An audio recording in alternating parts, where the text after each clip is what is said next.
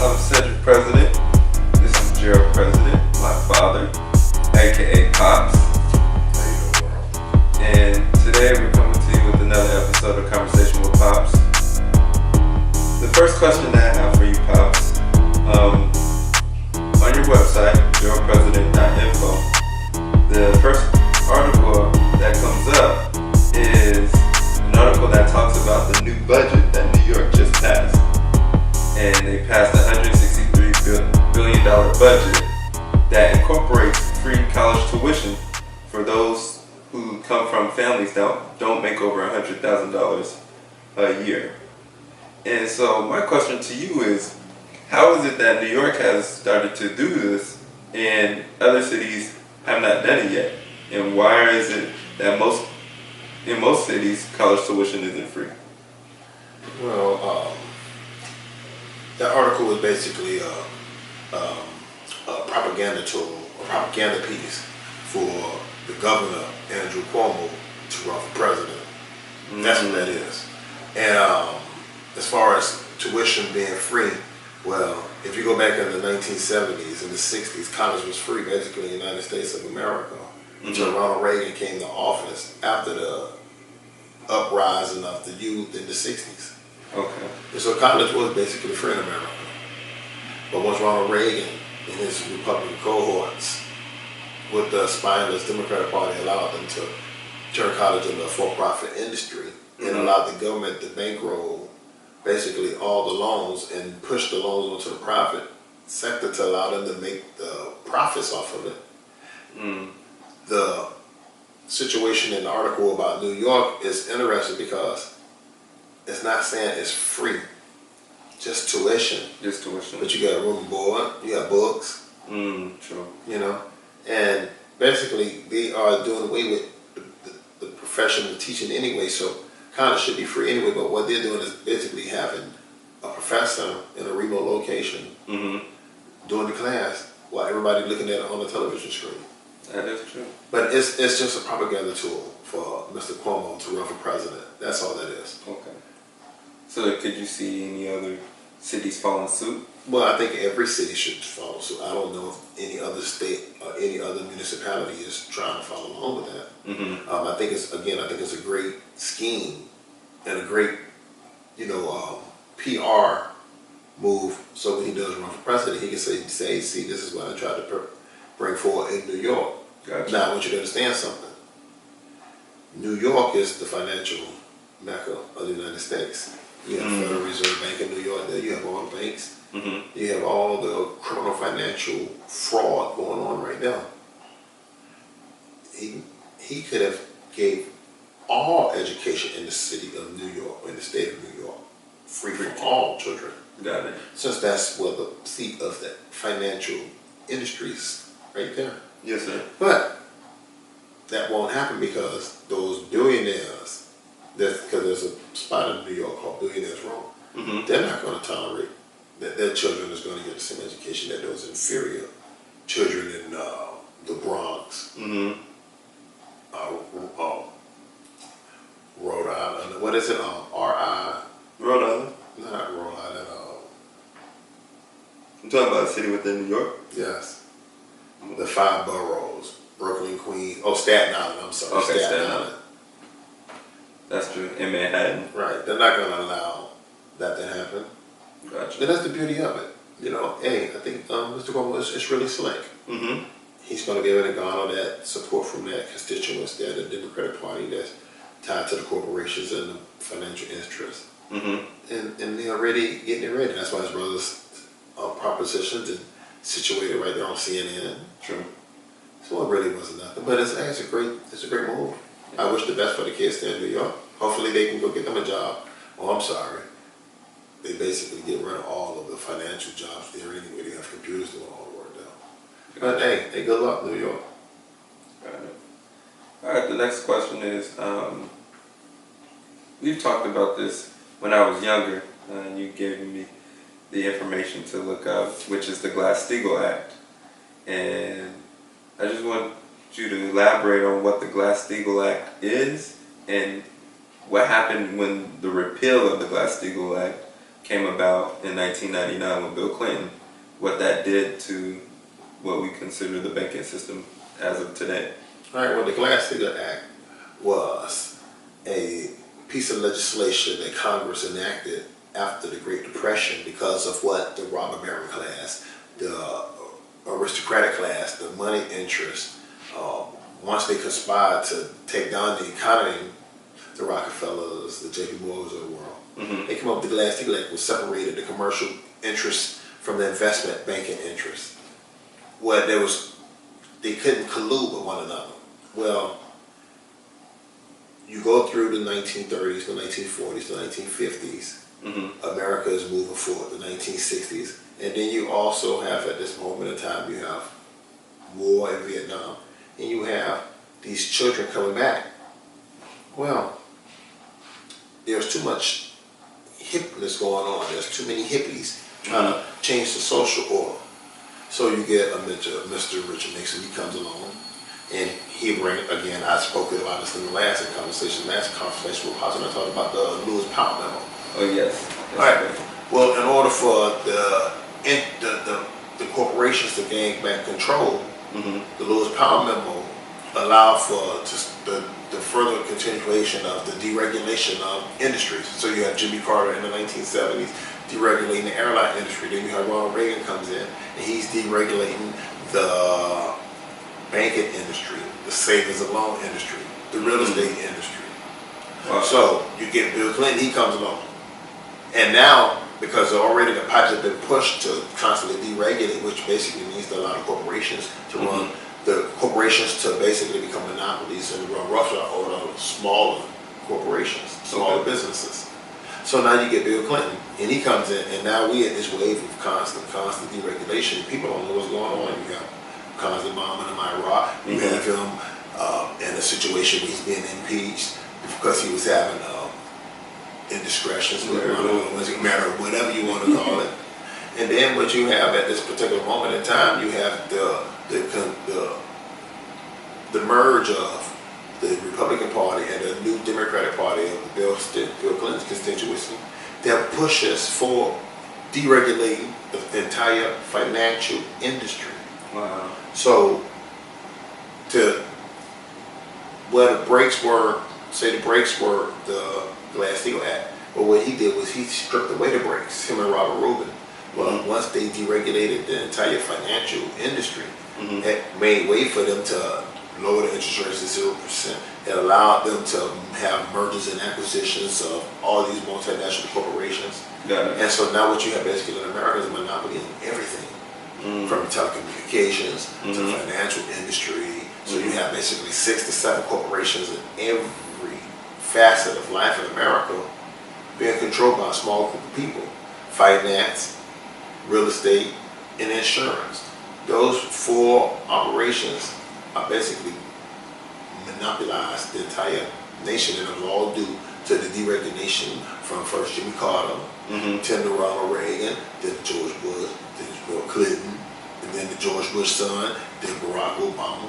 And so with the repeal of the Glass-Steagall, basically non-existent, there are going to be constant more mergers and acquisitions. Just like last year, there was a rocket of mergers and acquisitions in the United States. And what that basically means is larger corporations gobbling up smaller corporations. Okay. Then what they do is once they gobble up that smaller corporation, they lay off the workforce, relocate their headquarters to a place where they don't have to pay any taxes, have the product manufactured in a third world nation. For very, very cheap. Correct. Exported from there, imported to the United States. With free tariffs. Correct. It's a criminal enterprise, and it all goes back to the repeal of the Glass-Steagall Act. Got it. So that was the start of it. Yes. Okay. Yes. Yes. Go ahead. Sorry about that. No, it's okay. There's this thing called derivatives. I believe we had talked about it in a previous conversation, but in doing research and looking on your website, the derivatives market has reached to $1.2 quadrillion. Correct. And so now our debt isn't even in the quadrillions yet. it's again pushing 20 trillion. So how is it that a market that we pretty much don't even know what it is has reached 1.2 quadrillion dollars, especially if there's not even enough assets in the world that amounts to a quadrillion. It's only a couple trillion. Well, see, now, there you go, my son. See, that's the reason why I never taught you about the Easter Bunny. It's a myth. Now, the derivatives, yes, there is true. Now, that article, that was just to highlight that's what it was in 2007. It was $1.2 quadrillion. Okay. What it is in 2017 is $2.8 quadrillion. Now, what a quadrillion is, I don't know.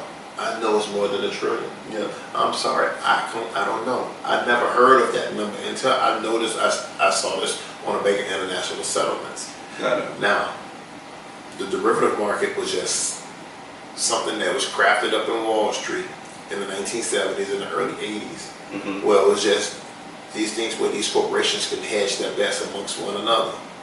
Okay. And it was just bets amongst each other. Wow. And it had nothing to do with the American people. Then you get Bill Clinton. Well, once again, what we just spoke about last was the Dodd-Frank Act. The Glass-Steagall Act. Well, at that moment, the derivative market was only $50 trillion. Now, I want you to understand, the United States deficit at that time in the 1990s was under $3 trillion. Wow.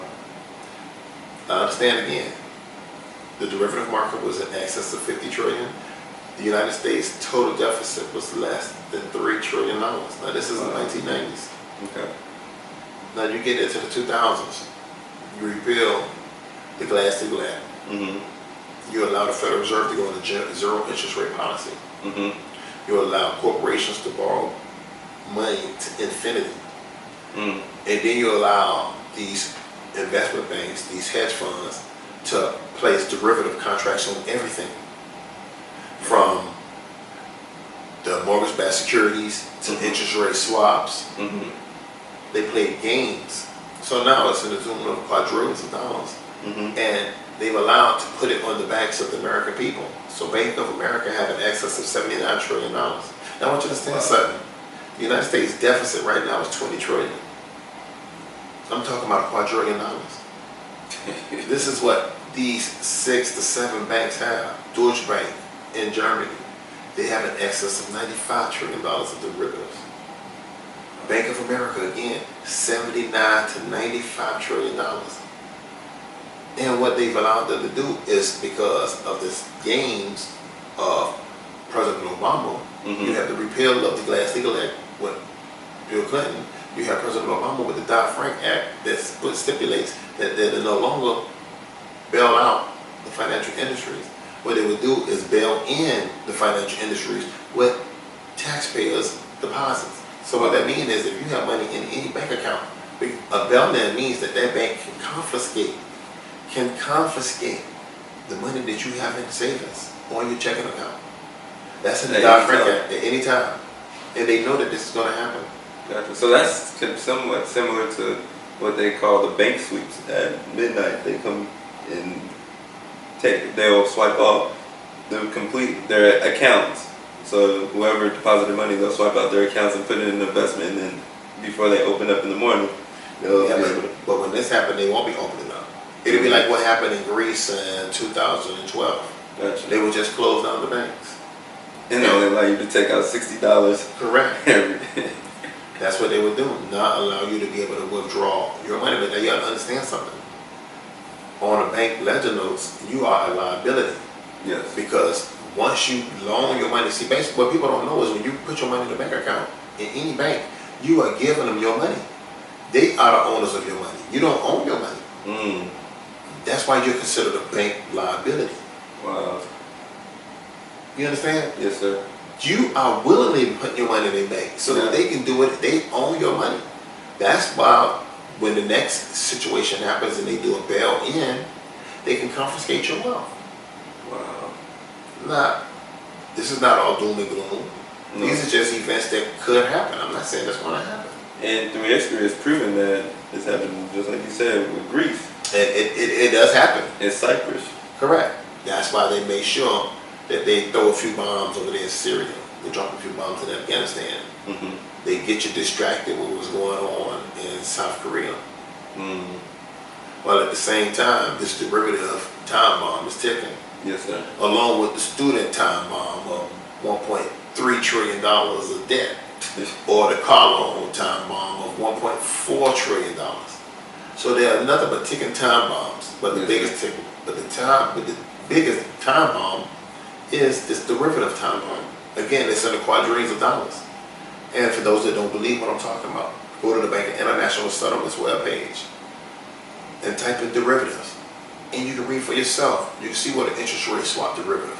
And you can see how much it is. It's in excess of $600 to $800 trillion. Now, if you take the whole world, the entire whole world assets, don't come close to $100 trillion. You have to ask yourself, what and how in the world can you have a financial weapon of mass destruction to the tune of $1 to $2 to $3 quadrillion? There's not enough money on this planet. There's not enough assets on this planet to take care of that bet. Now this is what's coming. This is not make believe. What I'm saying is all factual. Gotcha. And just to throw another question out there, Bloomberg put out an article that stated, it's also on your website, it stated that the global debt exceeds over $100 trillion. Correct. And like I said again, they assessed the assets of the world at over, I believe it was about $2-3 trillion. So how can you have $100 trillion of debt for the globe, and how is it that we're able to pay that back, if we're even able to pay it back? Well, what that article was about was the World Economic Forum, and what they proposed in 2012 was to pump the planet with $100 trillion of credit. Okay. Now, what they meant was, if we get the world in debt to $100 trillion in credit, it can offset what's going to happen with this global derivative scheme. Now, I want you to understand something. It's just credit. Okay. Now, again, the whole world, if you take the whole world and take every natural resource, every product made, it wouldn't even come close to $90 trillion. So you have a derivative market in the quadrillions of dollars. You have these individuals that want to pump $100 trillion into $100 trillion in credit to the world. No one ever asks where to get this money from. No. They just make it out of thin air. Make it out of thin air. So it's just a mirage. Okay. It's just to get you unfocused, and it allows them to continue to keep going and stealing all the natural resources. Because this World Economic Forum is basically a front for the central bankers. Got it. And all they are doing is just purchasing all natural resources on the planet. So they're consuming all of the oil, all of the gold, out of money that is make up out of thin air. And they're using the United States military as their spear to make sure that other nations fall in line. Gotcha. So Libya and Gaddafi, he didn't fall in line. So boom, boom, bang. Saddam Hussein. Afghanistan, you got to make sure that poppy is growing. Got it. You understand? Because we need our opium. Syria, you're supposed to have allowed our banking system to get inside your nation. Iran, you're next. North Korea, we want that tungsten. Afghanistan, we want that lithium, we want the poppy, we want the heroin. Iraq, we want that oil, that black gold. Yeah. Saudi Arabia, you keep chopping off heads. You understand? Yeah. You keep chopping off heads. You keep making sure women don't have any rights, Saudi Arabia. Turkey, you keep bombing Syria for us. ISIS, we're going to continue to keep funding you because that's what we do. We're going to make sure that those people in Libya make sure that that oil is never shared with the citizens. Wow. Yeah. Well, I hope you guys enjoyed this segment in this episode of Conversation with Pops. We hope that you like, share, and subscribe, so that way you can be abreast of all the topics that we talk about, and also turn on your notifications, so that way whenever we send out any information or we post a video, you'll be the first to know, and you can go and watch it. Yeah, but I want to finish with this one last thing. Mm-hmm. What President Trump did was a war crime when he bombed Syria and Afghanistan. The same as it was a war crime with President Obama when he killed Muammar Gaddafi, or when George Bush went and blew up Iraq. These are war crimes. And I think that it's sad that here in America, we can champion murder. I want Americans to understand, what would you feel like if you was in your backyard having a picnic and somebody in Pakistan decided that they didn't like what the people of the state of Florida, how they was living. So they decided to send predator drones and bomb you. And on the news they put, the suspected terrorist was plotting to overthrow my government. How would you feel? And that's what's sad, is here we have financial terrorists that reside in New York and Washington robbing us. And we allow our nation, and we don't even speak about our government, commit atrocities in our name. And the audacity to come on television, Nikki Haley, United Nations ambassador, and hold up pictures of like, what difference does it make that somebody was either gas or a bomb? Death is death. It doesn't matter how you kill me. Now, I want you to understand something. You're cutting off the food program of the United States. They're cutting off the aftercare programs, Meals on Wheels, Medicaid, Medicare programs for the elderly. And they have the audacity to talk about a piece of chocolate cake while he's bombing another nation. I mean, it is amazing that here we are in America and we can't focus. Our president said he enjoyed a piece of chocolate cake while he was talking to the Chinese premier. Sending 59 bombs into a country that never attacked this nation over a piece of chocolate cake. That's gangster. I mean, it's more than gangster, but that's the American way. It's standard operating procedure. Keep checking me out on www.geraldpresident.info. This is my son, Cedric the President, and we will keep coming to you with conversations with Pops. We have to open up this dialogue. We have to have our children understand that what's going on this planet is not right. And it starts with us. And it starts with just us having conversations. This is just my opinion. This is just questions from my son to me. These are the kind of conversations we have with one another. But you have to understand something.